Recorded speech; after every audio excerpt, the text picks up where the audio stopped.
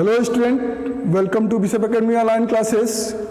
Dear student, today I am going to solve the NCERT problems. Question number 9, page number 94 पे आपके book में होगा. Question number 9 है. अगर इसमें क्लियर नहीं दिख रहा होगा तो आप अपने बुक में आप क्वेश्चन नंबर 9 को NCERT प्रॉब्लम को दे सकते हैं. क्वेश्चन आप मैच कर लेंगे. क्वेश्चन आपका कह रहा है कि generalise the following transaction in the book of Nana. यानी कि आप यहां पे लिखेंगे इन द बुक ऑफ नाना. कह रहा है कि डेबिट बैलेंसेज ऑन 1 अप्रैल 2012. तो आप यहां पे डालेंगे अप्रैल 2012 अप्रैल 1. अब जो भी देखिए यहां पे लिखा है डेबिट बैलेंस, यानी कि जो डेबिट बैलेंस लिखा है वो सब डेबिट होगा. ध्यान दीजिएगा. तो यहां पे दिखा है कैश इन हैंड, तो लिखेंगे कैश अकाउंट डेबिट. कैश, ये ओपनिंग एंट्री कहते हैं इसको. Cash account debit 5000. फिर लिखा है कैश एट बैंक, तो लिखेंगे bank account debit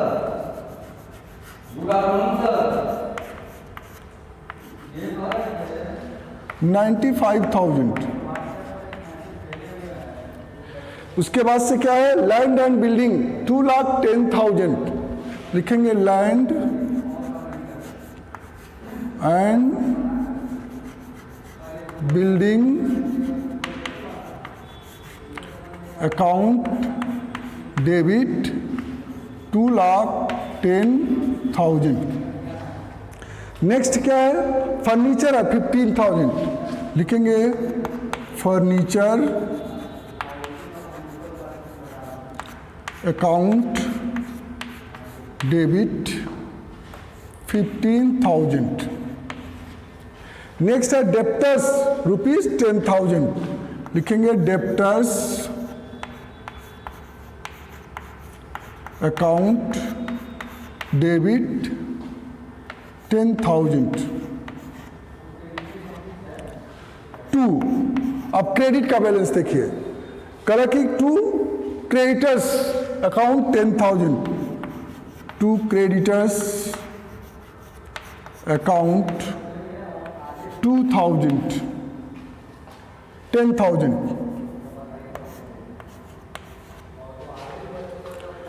bank loan 28,000. से आप लिखेंगे टू बैंक लोन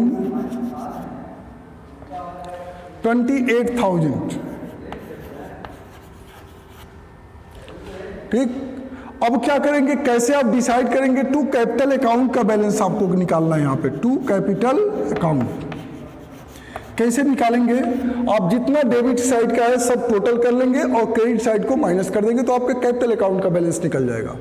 तो यहाँ पे देखिए 38,000. ठीक.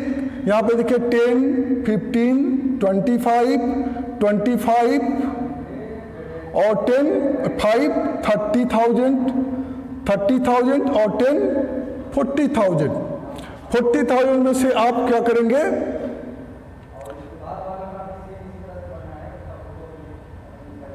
38,000 आप माइनस करेंगे, 2,000 बचेगा. तो 2,90,000, 95,000 और 2,000 97,000, यानी कि 2,97,000 आपका कैपिटल अकाउंट का बैलेंस होगा. ठीक. अब यहां पे देखिए ऐड कर लीजिए 2,97,000, 10,000, 3,07,000, 3,07,000, 8,000, 3,15,000, 20,000, 3,35,000 हो रहा है. इधर का भी चेक कर लीजिए 1 लाख, 2 लाख, 3 लाख, 3,10,000, 3,25,000, 3,35,000. देखिए डेबिट क्रेडिट इक्वल है. लिखेंगे बीइंग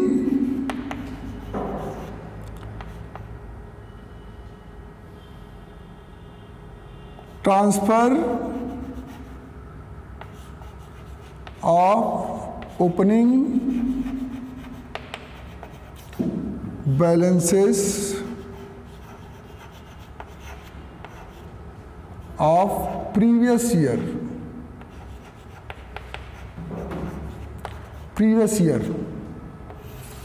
ये आपका सिर्फ ओपनिंग बैलेंस की एंट्री हुई। अब इसके बाद से आप क्या करेंगे, यहां पे ट्रांजेक्शन दिया 1 अप्रैल 2012 से 1 अप्रैल को ही कह रहा है कि purchase goods worth 30,000 for cash less trade discount, ठीक है।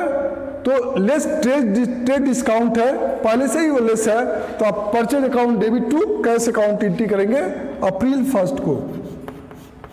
अप्रैल 1 में ही ये एंट्री करेंगे, लिखेंगे परचेज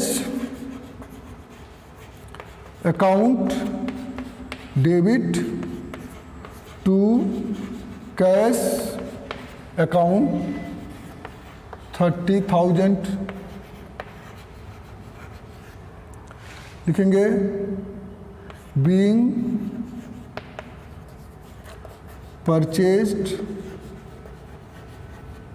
गुड्स फॉर कैश, ठीक है। ये आपकी क्या हो जाएगी, नरेशन हो जाएगा। तो आपका ये क्या हो जाएगा, 1 अप्रैल की एंट्री ये हो गई। अब आपको क्या करना है, 3 अप्रैल की एंट्री करना है। मैं इसको इरेज करके नेक्स्ट आपका 3 अप्रैल से एंट्री स्टार्ट करने जा रहा हूं। अब 3 अप्रैल आप देखिए, 3 अप्रैल में कौन सा ट्रांजेक्शन है। 3 अप्रैल का आपका ट्रांजेक्शन है sold goods to Meena ₹25,000। Sold goods to Meena, तो ये क्रेडिट सेल्स है, मीना के नाम से क्रेडिट सेल्स है, उसकी एंट्री करेंगे आप अप्रैल 3 का ट्रांजेक्शन है मीना। चूंकि ये पर्सनल अकाउंट है इसलिए अकाउंट नहीं मेंशन करेंगे।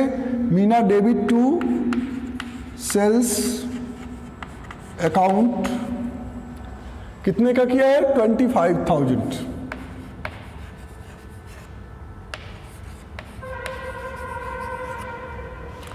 के being sold goods to Meena, transaction हो गया। अब नेक्स्ट ट्रांजेक्शन है अप्रैल 7 का ट्रांजेक्शन है। अप्रैल 7 में कह रहा है कि purchase goods from Seema worth 12,000, तो लिखेंगे परचेज, ये भी क्रेडिट परचेज है, purchase account debit to Seema. कितने का परचेज किया गया है, 12,000 का।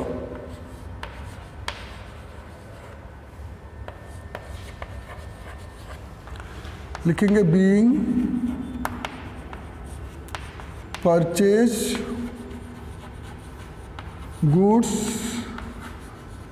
From Meena, sorry Seema. आपका ट्रांजेक्शन हो गया। नेक्स्ट ट्रांजेक्शन अप्रैल 9 का ट्रांजेक्शन है। 9 में क्या रहा है, goods costing 1,100 distributed as free samples, ठीक है। तो फ्री सैंपल्स आपका एडवर्टाइजिंग एक्सपेंसेस में आता है, तो लिखेंगे इसको एडवर्टाइजमेंट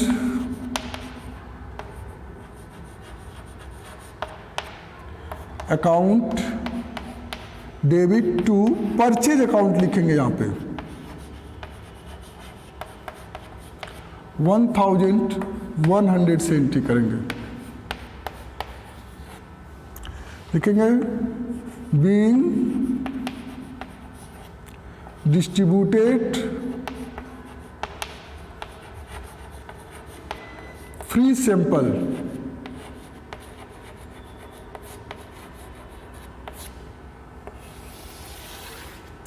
अब आप आते हैं अप्रैल 12 पे।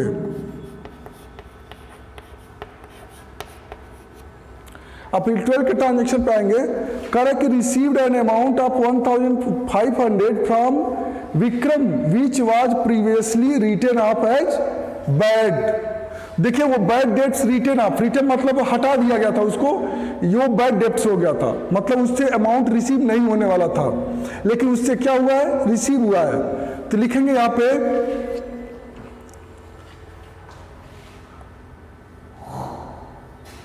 Cash account debit to bad debts recovered account कहेंगे इसको, रिकवर्ड अकाउंट, ठीक, 1500,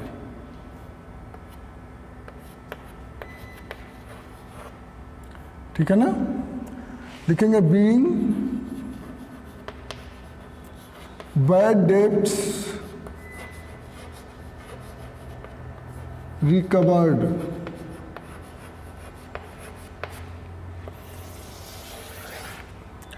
नेक्स्ट ट्रांजेक्शन अप्रैल 14 का, अप्रैल 14 का ट्रांजेक्शन है। कह रहा है कि purchase paid him 1/3 amount in cash after getting 5% cash discount, paid him, sorry 14 का ट्रांजेक्शन है, purchase goods from Bhushan ₹30,000 at 10% trade discount and paid him 1/3 amount in cash after getting 5% cash discount। तो 10% trade discount है, तो 30,000 का 10% निकालेंगे तो 3,000 होगा, यानी कि 27,000 का परचेज होगा। अब 27,000 का 1/3 निकालेंगे तो आएगा 9,000। 9,000 पर आप 5% कैश डिस्काउंट देंगे तो 9 5 जा 45, यानी कि 450, यानी कि 8,550 कैश में पेड किया जाएगा, यानी कि इसकी एंट्री होगी परचेज अकाउंट डेबिट। तो ये जो बैलेंस होगा 10% ट्रेड डिस्काउंट आपको निकालने के बाद होगा 27,000, ठीक। अब इसका 1/3, 27 का 1/3 करेंगे तो 3 9 जा 27, यानी कि लिखेंगे टू कैश अकाउंट।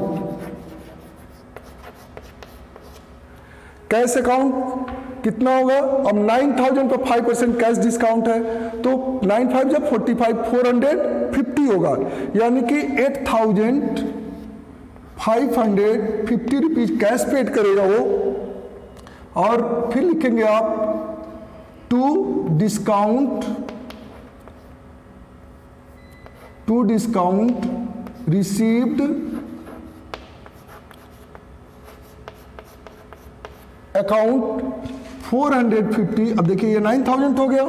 अब फिर लिखेंगे टू भूषण, अब जितना क्रेडिट बच गया है उसको लिखेंगे, यानी कि 27,000 में से 9,000 पेड हो गया, यानी कि बाकी का कितना बचा आपका 1/3 पेड हो गया, यानी कि अब 9,000 इसमें से पेड हो गया, यानी कि 18,000 क्या होगा बचेगा। ये आपका क्रेडिट बैलेंस हो जाएगा। यहाँ पे लिखेंगे being purchase goods from Bhushan and paid 1/3 payment at 5% cash discount. तो आप इसको नरेशन लिख देंगे। अब इसके बाद से आपका अप्रैल 20 का आपको ट्रांजेक्शन करना है, तो मैं इसको इरेज करके अप्रैल 20 का ट्रांजेक्शन आपको मैं बताने जा रहा हूँ। अब अप्रैल 20 का ट्रांजेक्शन आप देखिए। अब अप्रैल 20 का ट्रांजेक्शन जो है वो कहता है कि received cash gift ₹10,000 from father in law with which purchase shares of Infosys. देखिए कभी भी जो गिफ्ट रिसीव होता है वो एक प्राइवेट ट्रांजैक्शन होता है, उसकी कभी कोई एंट्री आप नहीं करते, इसलिए जो अप्रैल 20 का ट्रांजैक्शन है यहाँ पे आप लिख देंगे नो एंट्री, इसकी कोई एंट्री नहीं करेंगे आप। अब है आपका अप्रैल 24 का payment of bank loan with interest ₹6,000, interest amount ₹500, ठीक है। तो payment of bank loan with interest ₹6,000, interest amount 1500 है, तो आप इसमें ऐड करेंगे, लिखेंगे April 24 bank loan account debit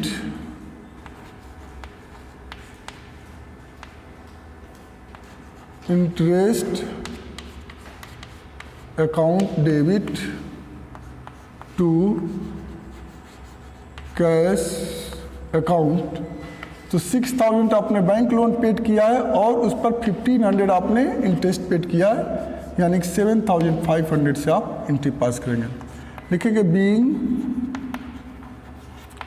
paid loan with interest.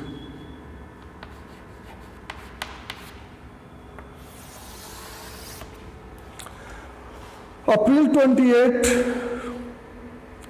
कह रहा है कि sold goods to Anil ₹50,000 at 10% trade discount and received half of the amount in cash, 5% cash discount allowed.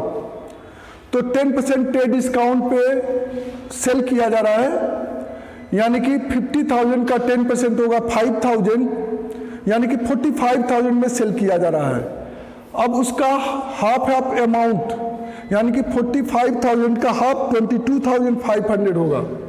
ठीक है, यहाँ पे देखिए 25,000 का हाफ होगा 22,500 और इसी पर आप 5% कैश डिस्काउंट निकालेंगे। 5 5 जा 25, 5 2 जा 10, 2 12, 5 2 जा 10, 1 11। तो 20,500 माइनस 1,125 इक्वल टू 75। 4 में से 1 जा 3, 1 2। तो आप लिखेंगे यहाँ पे अप्रैल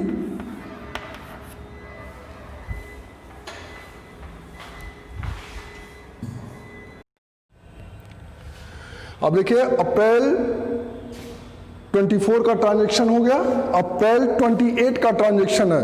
कह रहा है sold goods to Anil 50,000 at 10% trade discount and received half of amount in cash, 5% cash discount allowed. तो इस क्वेश्चन को सॉल्व करने के लिए अप्रैल 28 तो इस चीज़ का ध्यान रखेंगे। देखिए आपका 50,000 का सेल्स हुआ है और 10% ट्रेड डिस्काउंट है। सबसे पहले आप ट्रेड डिस्काउंट 50,000 में से माइनस करेंगे, तो 50,000 का 10% जब निकालेंगे आप तो 5,000 आएगा, यानी कि जो सेल्स होगा वो 50,000 माइनस 5,000 हो जाएगा, वो हो जाएगा 45,000 का सेल्स हो गया आफ्टर डिडक्टिंग ट्रेड डिस्काउंट। अब कह रहा है कि उसका half of the amount received in cash, यानी कि 45,000 का हाफ अगर अमाउंट रिसीव करेंगे तो होगा 2 2 जा 4, 2 7 जा 14, 2 5 जा 10,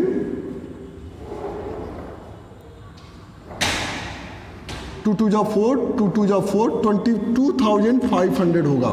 ठीक है, अब 22,500 रिसीव हो रहा है और 5% कैश डिस्काउंट अलाउड किया जा रहा है। जब इसकी जनरल एंट्री करेंगे तो लिखेंगे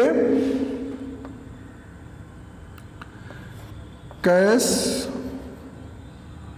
account debit discount allowed account debit Anil debit to sales account.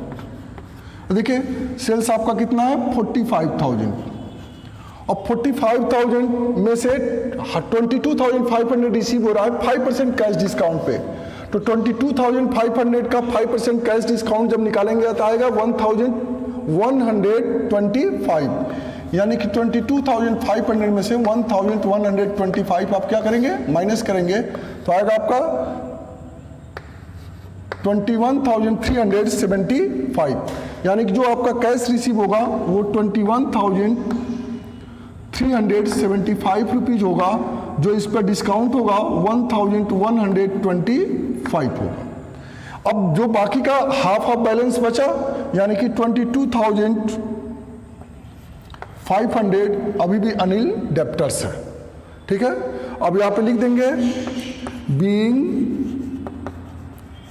Sold goods to Anil at 10% trade discount and half amount received at 5% cash discount। ठीक, आपका ये 28 का ट्रांजैक्शन हो गया। अब है नेक्स्ट ट्रांजैक्शन पेड 29 का है, पेड फॉर एडवर्टाइजमेंट 5000। इसका सीधे सीधे एंट्री कर देंगे। अप्रैल 29 एडवर्टाइजमेंट के लिए पेड किया जा रहा है, तो लिखेंगे एडवर्टाइजमेंट